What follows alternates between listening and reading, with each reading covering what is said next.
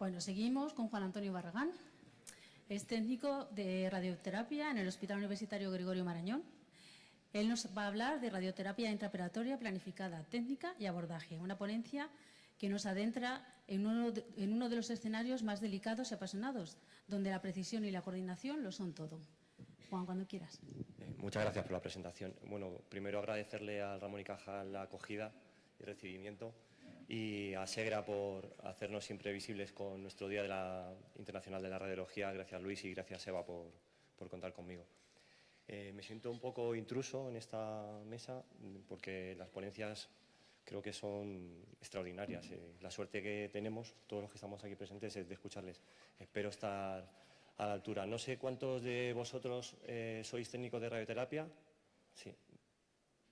¿Cuántos? ¿Dos? Arriba, no os veo muy bien con las luces. Vale. Disculpad porque no voy a enseñar nada, es decir, tampoco voy a contar algo que teóricamente ya nos han contado. Y es una ponencia que sobre todo lo que intento es transmitir la experiencia. No es tan espectacular como lo que estaban contando los compañeros, pero sí, en realidad es un procedimiento en el cual es un 10% de nuestro trabajo. Lo hacemos muy poquitas veces. Es decir, quizás a lo mejor toca hacerlo una o dos veces al mes, siempre y cuando te toque ese mes hacer la radioterapia intraoperatoria. Pero bueno, intentaré transmitiros un poco mi experiencia. Vale.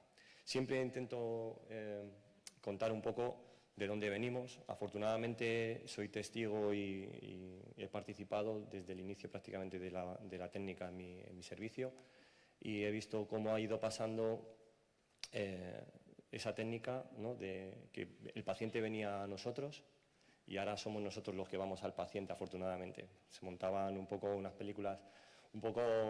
Había que cerrar todo el servicio, trasladar al paciente como si fuese un paso de Semana Santa por todo el servicio, hasta llevarle al búnker de radioterapia. Entonces, siempre y cuando, pues eso, es una técnica que es más experimental que de aprendizaje. Y como decía siempre el doctor Albuquerque, que la experiencia no se improvisa, y es lo que vengo a contaros. ¿Qué sabemos de la radioterapia intraoperatoria? Pues es una radioterapia durante cirugía normalmente de cáncer, que se realiza en una única sesión en la cirugía, en donde podemos proteger los tejidos sanos, incluso podemos desplazarlos temporalmente, y con una mínima carga tumoral, porque normalmente es después de la resección. Bueno, en la imagen veis cómo se hacía en un acelerador lineal fijo. Antiguamente se realizaba así, es decir, el mismo gantry servía también como aplicador para poder administrar el tratamiento. Como definición, pues la definición es lo que acabamos de decir, ¿no?, que permite la administración de una dosis de radiación elevada como sobreimpresión o como tratamiento único, que eso también es una gran novedad, es decir, que le evitamos también dosis de radiación externa al paciente o a la paciente, pues o bien de un tumor no resecado o en el lecho quirúrgico, permitiendo también y protegiendo muy bien los tejidos sanos alrededor. Vale, un poco de historia en el sentido de, pues fijaros que llevas 6 décadas ya realizándose radioterapia intraoperatoria en nuestro país desde el año 84 y en nuestro servicio desde el año 94. Podemos decir que, bueno, pues, seguramente seamos uno de los centros, si no el que más, de los que más procedimientos llevamos en toda Europa. Desde el año 94 pues ya son 30 años y yo desde el año 95 pues participo en este procedimiento.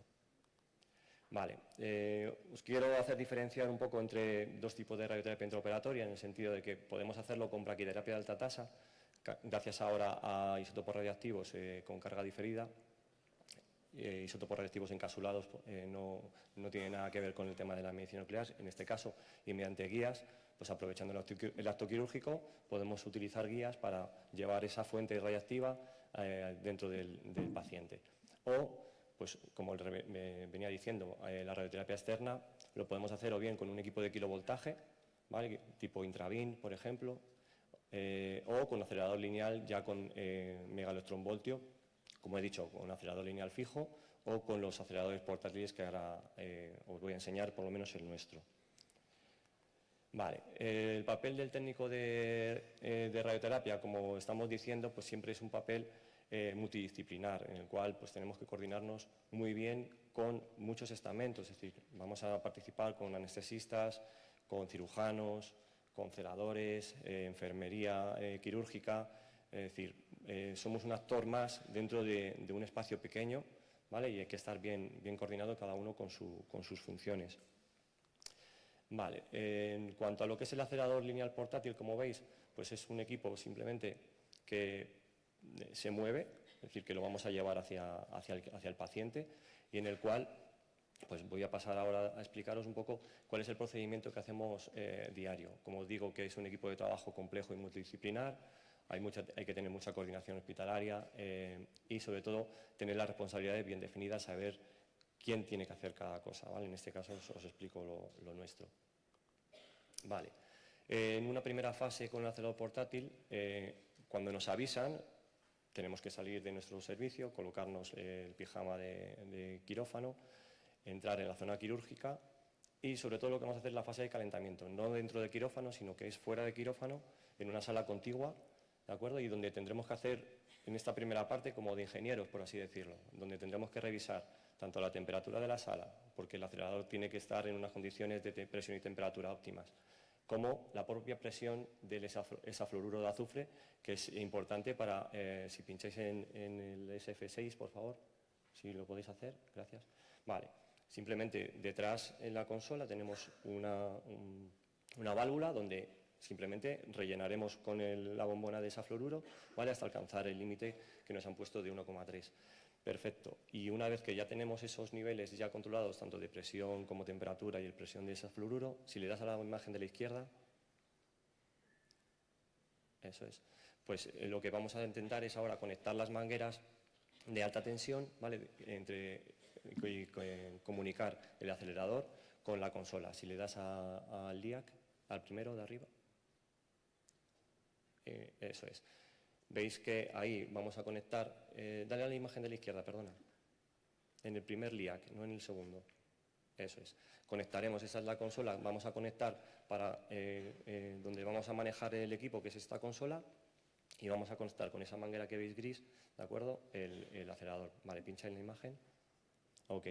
Y antes de proceder el calentamiento y posteriores medidas, el equipo en sí necesita 20 minutos, es decir, que esos 20 minutos pues estaremos controlando un poco que está todo correcto, apuntando, revisando los datos del paciente para asegurarnos de cuál es el paciente, pero es necesario hasta volver a la consola y poder realizar el calentamiento.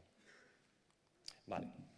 En la segunda fase del calentamiento, lo que vamos a hacer ya una vez, o sea, nosotros nos iremos después de hacer esta primera fase y nos vamos a trabajar al servicio de radioterapia.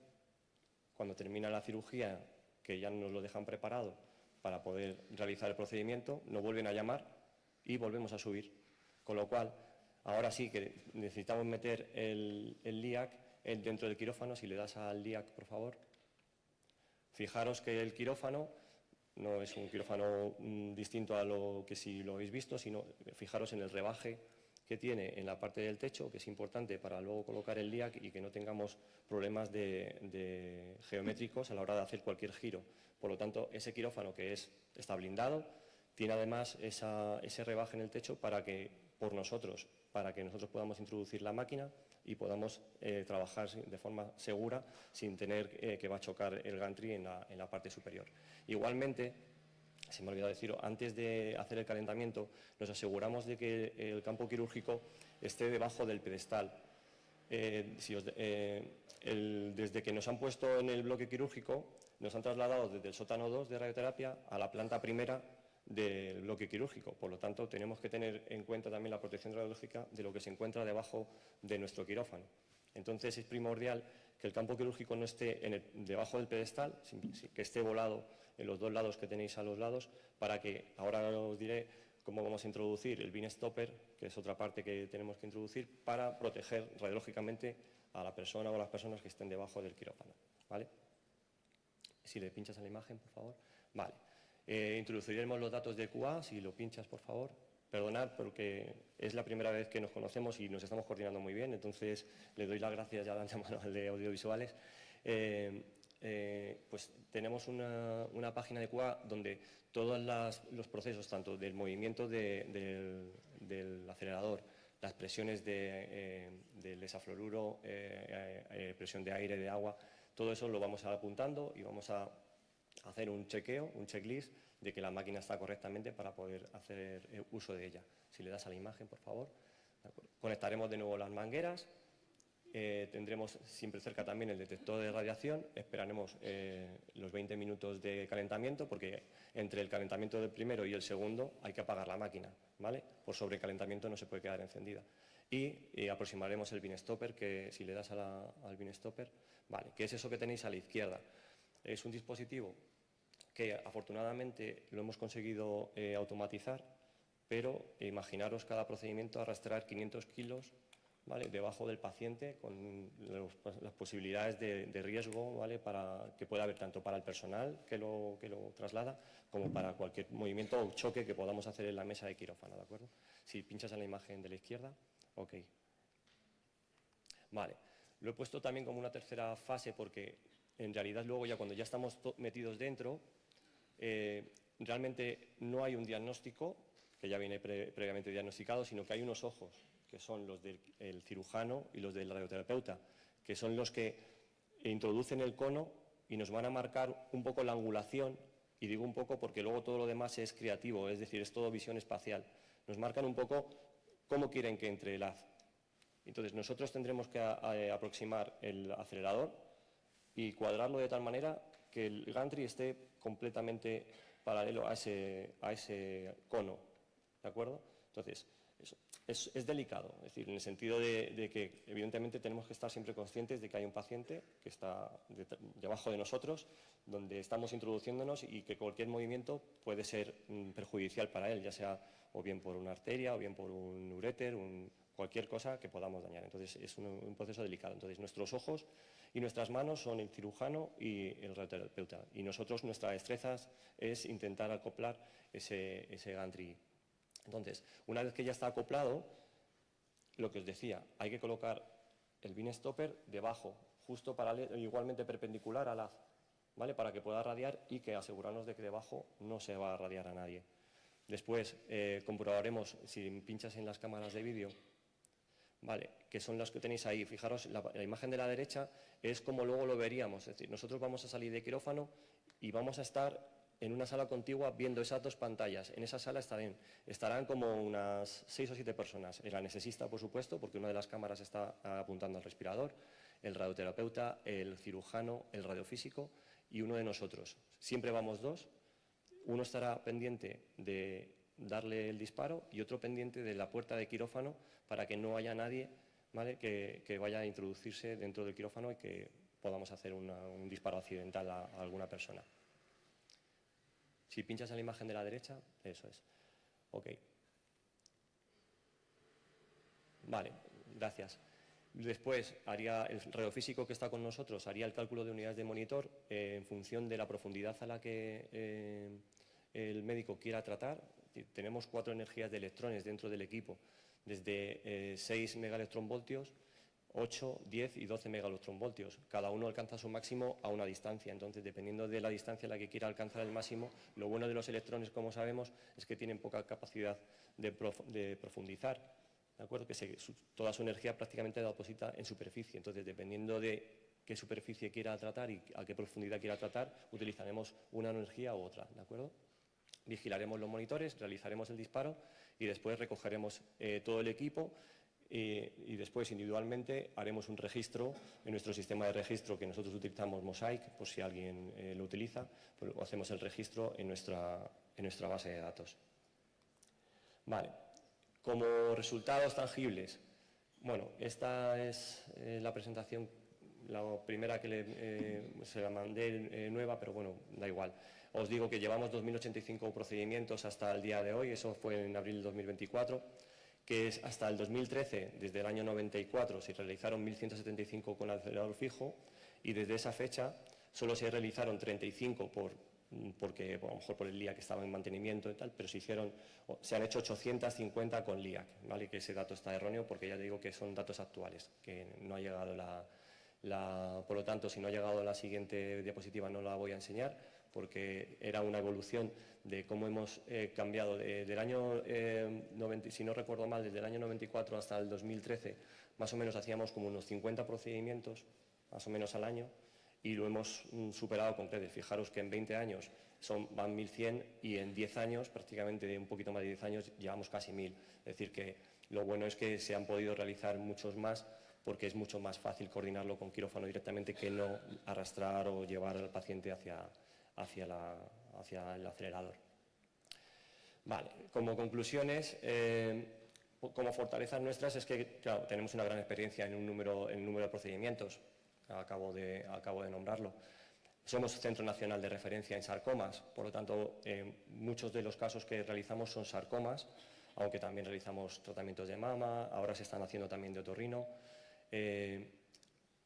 Realizamos programas de formación a otros centros, vienen otros compañeros a formarse y, sobre todo, que la reducción de tiempos para beneficio del paciente. Estamos hablando de que en una sola sesión se está ahorrando 25 o 30 sesiones de radioterapia externa, es decir, que es un procedimiento que merece la pena si eres candidato, evidentemente. En cuanto a lo que son oportunidades, pues las radiaciones, el procedimiento, perdona que no lo leo bien, perdón.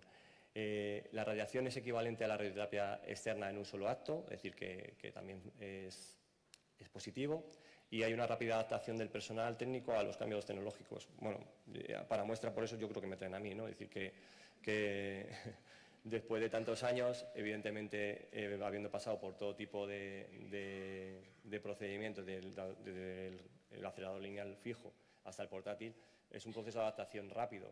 Al final, lo único que estamos es...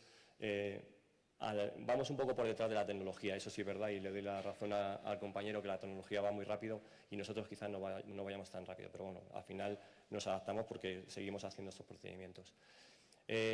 Como debilidades, pues claro, al final, al irnos a otro edificio, pues perdemos un poco de esa conexión con el edificio de oncología, ¿no? Es decir, que antes el quirófano lo teníamos prácticamente en nuestro servicio y ahora tenemos que irnos a otro bloque quirúrgico. Hemos detectado muchas veces la escasa formación en protección radiológica del personal sanitario, que eso a lo mejor ahí, Luis, deberíamos de intentar meter un poco de presión a los servicios de protección radiológica. Y sobre todo también escasa formación en prácticas quirúrgicas del personal técnico, y yo el primero, es decir, cuando llegas por primera vez a un quirófano no sabes qué es un campo quirúrgico, no sabes lo que está esterilizado, lo que no, a quién puedes tocar, a quién no, es decir, eso es importante también que lo aprendamos. Luego, como debilidad, pues hay ahora mismo con las nuevas técnicas es competencia directa con otras técnicas que no son tan invasivas, como puede ser la SBRT, que también reduce mucho los tiempos de tratamiento. Y, como decía el compañero, los programas de educación formal de técnicos son insuficientes en el desarrollo de estas técnicas. Creo que, esto ya es una opinión personal, cuando nos cambiaron de especialistas a superiores fue el mayor error que hemos cometido, porque al final nos han aumentado las competencias, nos han aumentado las responsabilidades, pero la formación, para mi gusto, incluso va peor. Entonces, creo que ha sido el mayor error que hemos cometido, pasar de especialistas a superiores, pero bueno, ya os digo que es una opinión personal. Y nada, sobre todo agradecerle a mi hospital por dejarme venir a compartir este rato con vosotros y al grupo de trabajo de SEOR de técnicos, y a vosotros por la asistencia. Muchas gracias.